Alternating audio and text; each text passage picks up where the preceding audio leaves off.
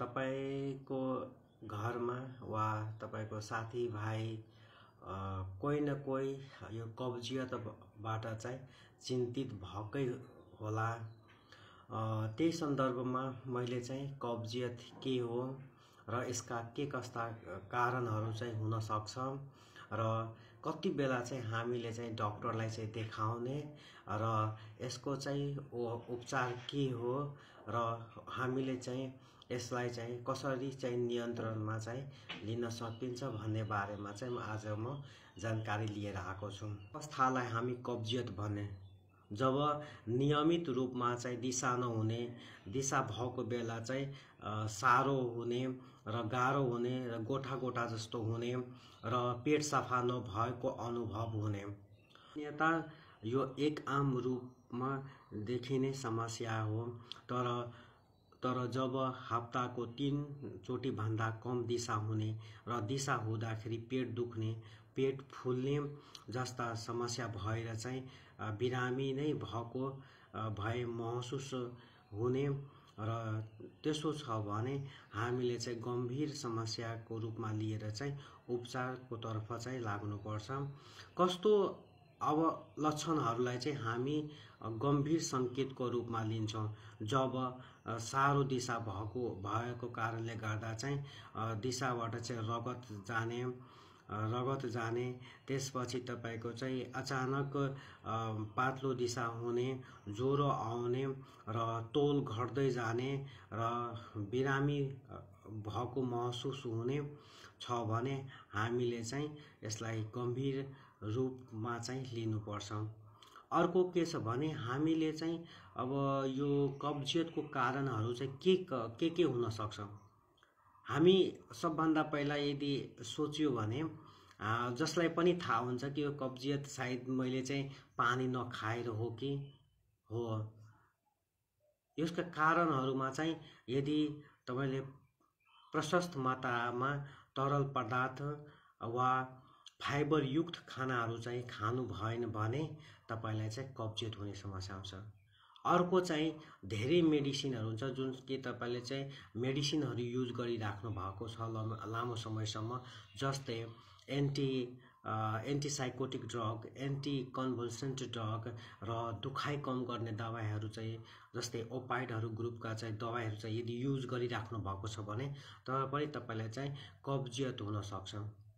अर्को कुनै प्रकारको सर्जरी गर्नु भएको छ र बेडमा थलो भएर बस्नु भएको छ, हेलडुल गर्न पाइराख्नु भएको छैन भने पनि तपाईलाई चाहिँ कब्जियतबाट चाहिँ ग्रसित भएको छ।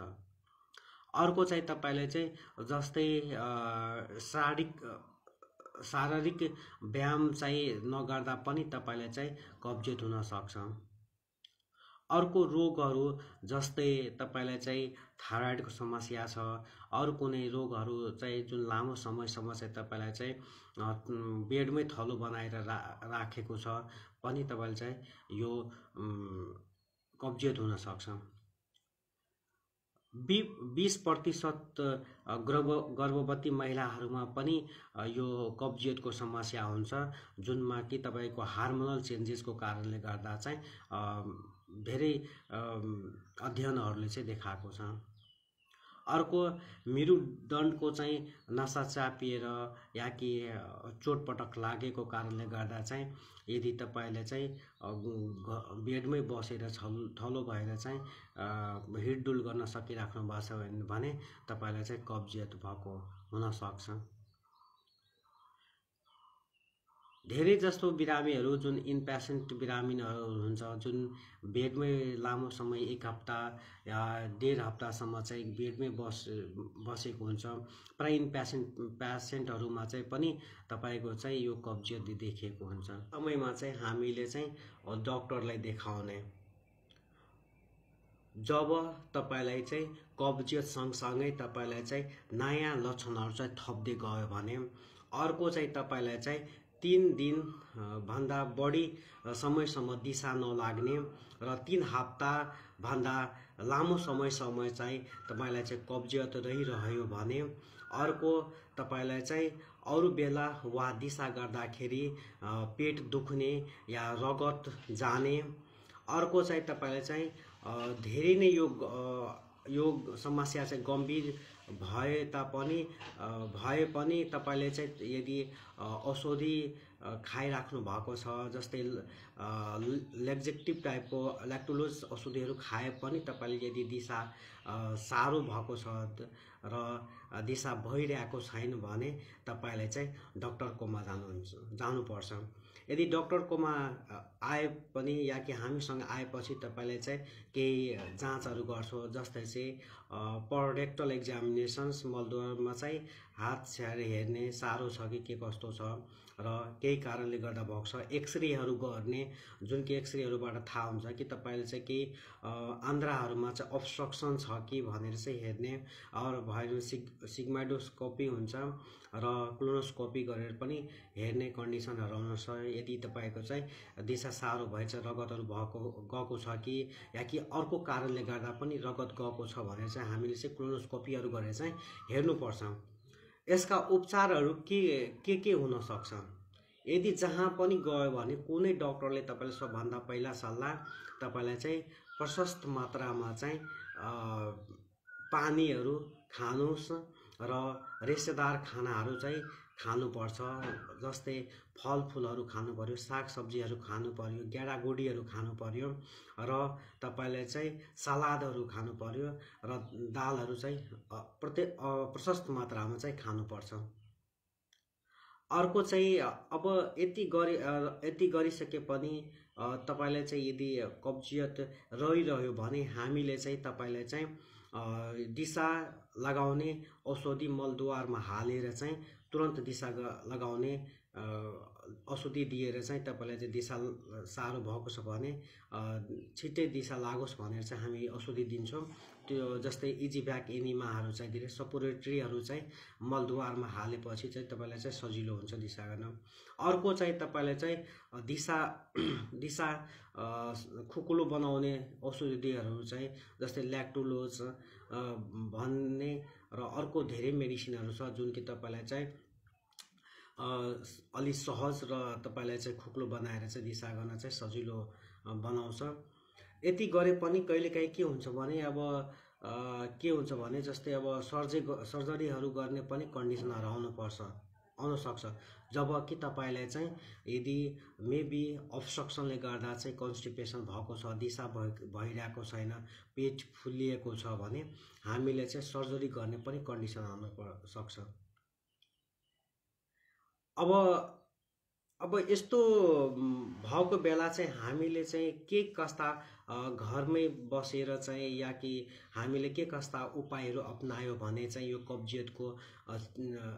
कब्जियतको समस्या नहुन सक्छ भने सर्वप्रथम चाहिँ हामीले चाहिँ जस्तै प्रशस्त मात्रामा चाहिँ पानीहरू र फाइबरयुक्त खानाहरू चाहिँ खानुपर्छ, रेसेदार खानाहरू खानुपर्छ, जस्तै कि तपाईको चाहिँ सागसब्जी भयो र फलफुलहरू भयो र त्यसपछि तपाईको दालहरू भयो, लिक्विडहरू चाहिँ प्रशस्त मात्रामा चाहिँ खानुपर्छ। अर्को चाहिँ नियमित रूपमा चाहिँ व्यायाम गर्नुपर्छ, रेगुलर एक्सरसाइज गर्नुपर्छ। अर्को चाहिँ नियमित रूपमा चाहिँ तपाईले चाहिँ दिशा गर्ने नियम बनाउनु पर्छ र प्रत्येक दिन एउटै समयमा चाहिँ दिशा गर्ने बानी बसाल्नु पर्यो र दिशा लागेको बेला चाहिँ दिशालाई नरोकिकन टोयलेट छिट्टै जानुपर्छ।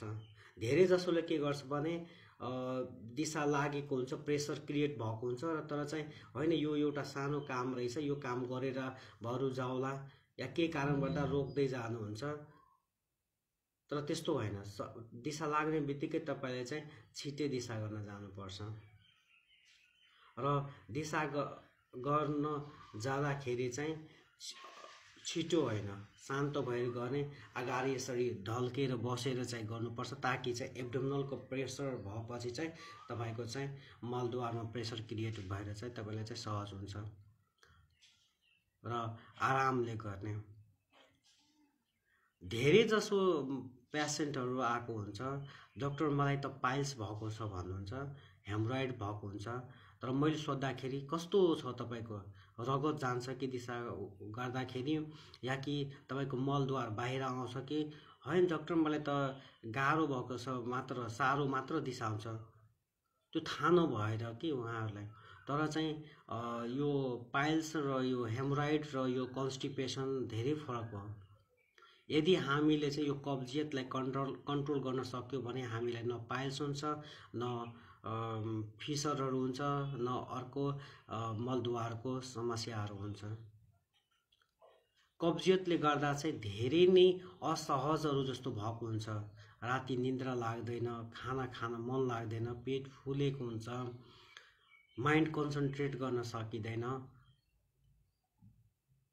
त्यस्तोबाट चाहिँ बच्नको लागि हामीले चाहिँ प्रशस्त मात्रामा पानीहरू खानु पर्यो। अब पाइल्स हो, पाइल्स भएर चाहिँ हेमरोइड भयो, अब के गर्ने भनेर आँततिर कुद्ने, यता जाने उता जाने, त्यो डक्टरसँग सल्लाह लिने, त्यो मान्छेले सल्लाह दिने, आयुर्वेदिक मेडिसिनहरू युज गर्ने, यो खाने त्यो खाने गरेर चाहिँ अझै कब्जियतहरूको बनाएर चाहिँ अब पछि चाहिँ मलद्वारमा इन्फेक्सनहरू भएर क्यान्सरको रूप लिन पनि सकिन्छ। त्यही भएर चाहिँ तपाईँले चाहिँ एउटा एडभाइस, कुनै डक्टरले तपाईँले कुनै एडभाइस दिएको छ भने त्यो चाहिँ यदि पालना गर्दै जानुभयो भने, फाइबरयुक्त खानाहरू खानुभयो भने यो धेरै ठुलो रोग भयो नि त, राम्रो हुन्छ। त्यही भएर चाहिँ मेरो अनुरोध के छ भने, जसलाई कब्जियत छ र कब्जियत छ उसले चाहिँ आजैदेखि होइन अहिलेदेखि नै एटलिस्ट दिनमा चाहिँ 3-4 लिटर चाहिँ पानी चाहिँ खानै पर्छ र फाइबरयुक्त खाना खानुपर्छ। किनभने फाइबरयुक्त खानाले चाहिँ आन्द्रालाई चाहिँ चलाउनमा चाहिँ सजिलो पार्छ र रेगुलर चाहिँ व्यायाम गरिराख्नुपर्छ। धेरै मेडिटेसनहरू छ, धेरै योगाहरू पनि छ। जस्तै एब्डोमेन छ, क्लकवाइज यसरी हामीले चाहिँ 15 मिनटसम्म चाहिँ एक्सर्साइज गर्यो भने पनि सहज हुन सक्छ। यसरी क्लकवाइज गर्यो भने र धेरै योगाहरू पनि छन् जुनबाट चाहिँ तपाईलाई चाहिँ कब्जियतबाट चाहिँ छुटकारा दिन सकिन्छ। धन्यवाद।